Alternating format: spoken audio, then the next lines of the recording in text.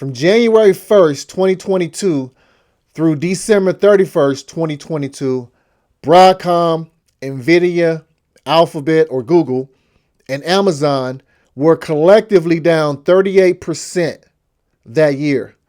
That means that $100,000, $25,000 invested in each by the end of the year would have been worth $61,941.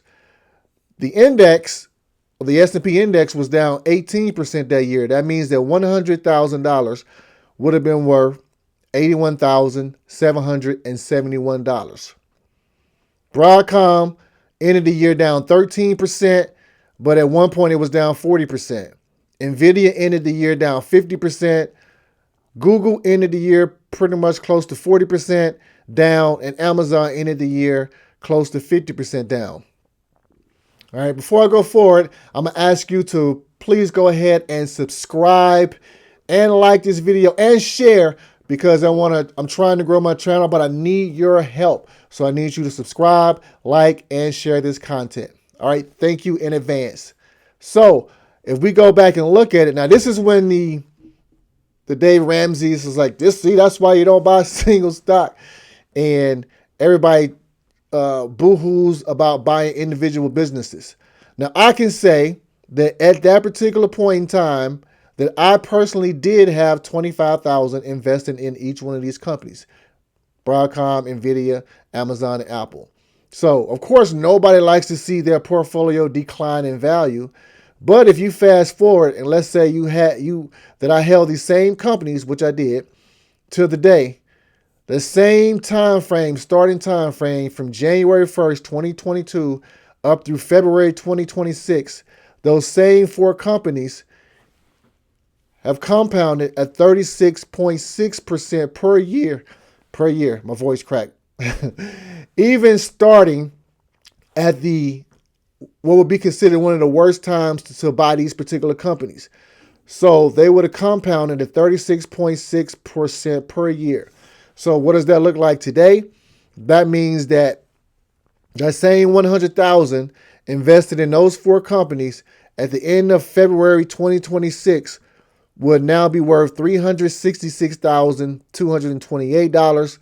And that same $100,000 invested in an index fund will be $152,536. So that is the power of compounding for great businesses. You're going to have these moments when stocks go up, and you're going to have sell-offs every now and then when stocks go down. Right now, we're currently in the midst of a stock market sell-off. So if you own these businesses, there's no reason to sell. At least not for me. There's no reason to sell. On January 9th, 2023, after this sell-off in 2022, I wrote that I still say that Nvidia under $200 is a steal. If you consistently buy shares or plant seeds every month in good businesses, you will have large trees in a few years. Now, Nvidia, since that time, has done a 10-for-1 stock split. So that $159.68 today is the equivalent of $15.97 because of the 10-for-1 stock split. Later on that day, I wrote, 5 years from now, I'm going to be like, I was able to get both Amazon and Google for under $100, Nvidia under $200, and Broadcom under $450 during this sell-off. Again, Nvidia and Broadcom have both done 10-for-1 stock splits. So that $200 is the equivalent of $20, and that $450 for Broadcom is the equivalent of $45 to share today. If you have a brokerage like a Charles Schwab, like a Fidelity, like a Vanguard, that allows you to have fractional shares or buy fractional shares, just keep buying a little of each one every month and don't worry about the market. They are all good businesses selling at a good price right now. Just own them. And I'll make the same thing today. Right now, Broadcom is $312. I would say that 5 years from now, buying Broadcom under $325 would be classified as a steal. Today, Nvidia is $177. Buying Nvidia under 200 is a steal. Amazon is 207. Under 225 is a steal over a 5-year period. And I will replace Google with Meta. Meta right now is 608. Under 625 is a steal. And you don't have to buy full shares. That's where fractional shares come in at. So you can buy fractional shares. So now just look at the prices or the transactions that I made from those particular statements that I just read. On October 3rd, 2022, Broadcom at that particular point was down 40%. So I made a decision that I would sell my shares of Lockheed Martin to buy more Broadcom. I did not sell Lockheed Martin because I thought it was a bad company or because it was in distress or because it was having financial trouble. Lockheed Martin is the #1 defense contractor for the United States government. I just viewed Broadcom as a far superior compounder. So I sold the shares of Lockheed Martin and ended up buying 17 shares of Broadcom. At that particular point, it was $448.50. January 4th, 2023, you can see I bought Amazon, about 16 shares. As you see, it was under $100 per share at $84. So at that time, it was $1,300 invested. Nvidia, about 9.35 shares. It was $147. And Google, about 15.47 shares. It was under $89 a share. And again, I don't trade stocks. I bought these businesses to own for a very, very, very long time. Now you can see today, this is as of 3/17/26, those particular investments and what they're worth today. Those 17 shares of Broadcom that I purchased, Broadcom did a 10-for-1 stock split, so now they're 170 shares.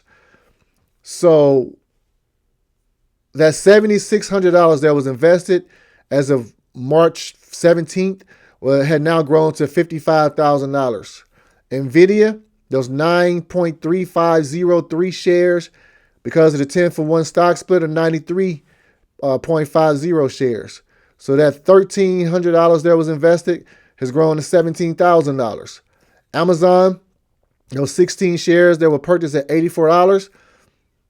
Amazon was now $211 on March 17th. So they've grown to $3,400. Google, those 15 shares purchased at $89. Google was $305. So those were $4,700. So the total amount invested in just those 4 transactions was $11,760.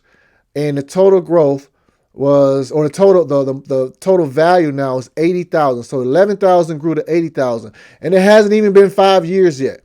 That time frame goes through 2028. So I still have another 2 years to see exactly what they grow into. So they grew by a value of $68,000 or 584%.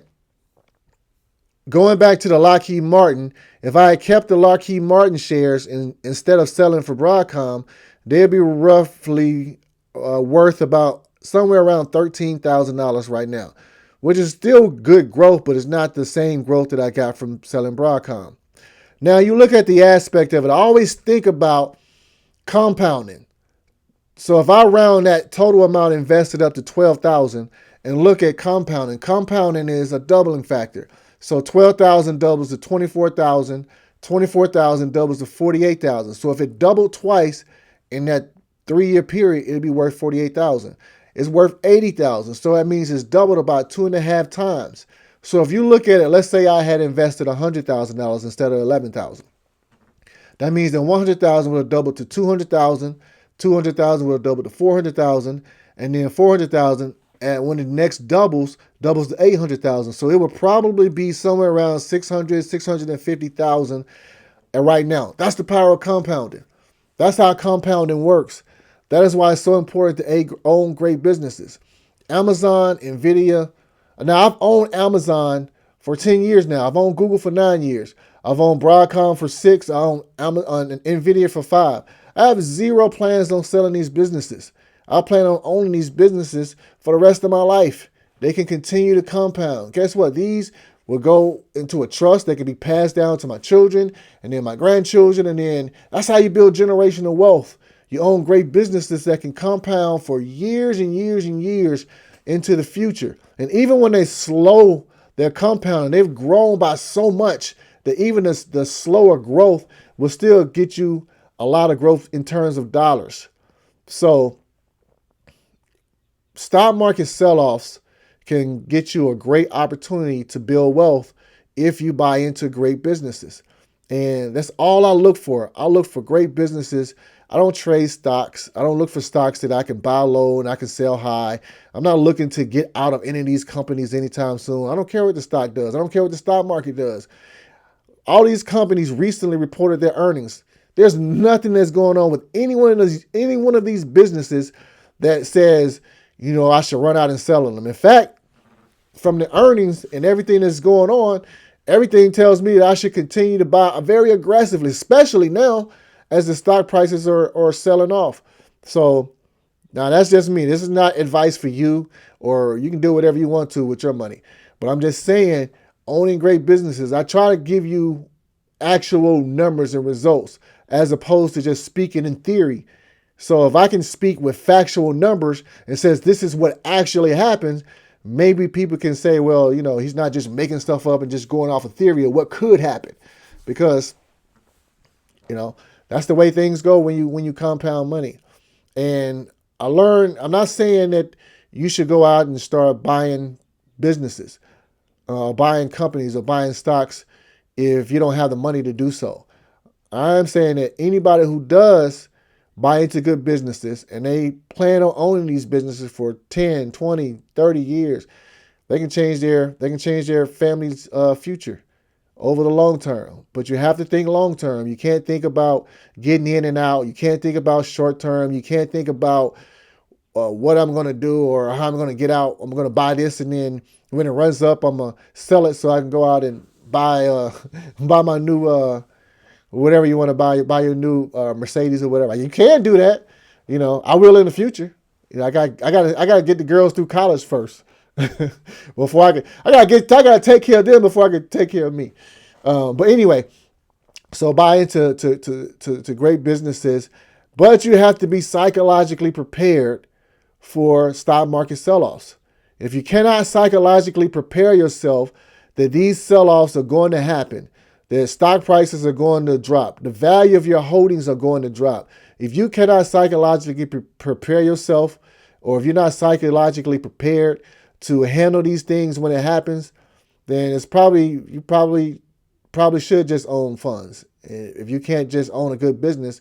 Now, every stock that sells off is not a good buy. Just because the stock price goes down doesn't mean it's a good buy.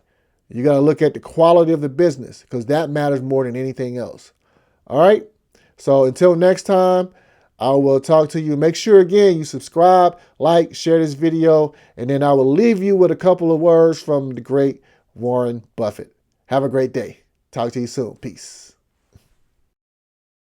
I'm not recommending that people buy stocks today or tomorrow or next week or next month. I think it all depends on your circumstances, but you shouldn't buy stocks unless you expect, in my view, you expect to hold them for a very extended period, and you are prepared financially and psychologically to hold them the same way you would hold a farm and never look at a quote and never pay it. You don't need to pay attention to them. I mean, the main thing to do, and you're not going to pick the bottom, and nobody else can pick it for you or anything of the sort. You've got to be prepared to, when you buy a stock, to have it go down 50% or more, and be comfortable with it as long as you're comfortable with the holding. And I pointed out, I think a year, maybe 2 years ago in the annual report, just the one before this most recent one, I pointed out that there have been 3 times in Berkshire's history when the price of Berkshire stock went down 50%. 3 different times. Now, if you owed it on borrowed money, you could have been cleaned out. There wasn't anything wrong with Berkshire when those 3 times occurred. But if you're going to look at the price of the stock and think that you have to act because it's doing this or that, or somebody else tells you, well, how can you stay with that when something else is going up or anything? You've got to be in the right psychological position. And frankly, some people are not really careful. Some people are more subject to fear than others. It's like the virus. It strikes some people with much greater ferocity than others, and fear is something I really never felt financially, but I don't think Charlie's felt it either. But some people can handle it psychologically. If you can't handle it psychologically, then you really shouldn't own stocks, because you're going to buy and sell them at the wrong time. And you should not count on somebody else telling you this. You should do something you understand yourself. If you don't understand it yourself, you're going to be affected by the next person you talk to. And so you should be in a position to hold. And I don't know whether today is a great day to buy stocks. I know it will work out over 20 or 30 years. I don't know whether it'll work out over 2 years at all. I have no idea whether you'll be ahead or behind on a stock you buy on Monday morning or the market.